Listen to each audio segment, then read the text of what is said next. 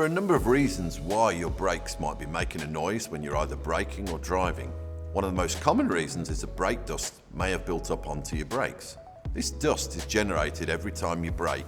The dust is actually the material that the brake pad is made from, and when you brake, small particles of the brake pad break away and form a dust. This is why your brake pads wear down over time and then need to be replaced. As the dust builds up, it coats the brake pads and brake assembly and can cause the brake squeal noise that you hear when the brake pad is pressing against the brake disc.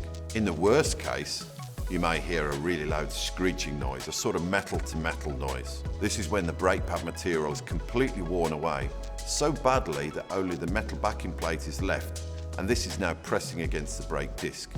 You will also see a drastic reduction in braking performance, and you may not be able to stop safely. In this case, you may also need to replace the brake disc as well as the pad, as the disc may have become damaged.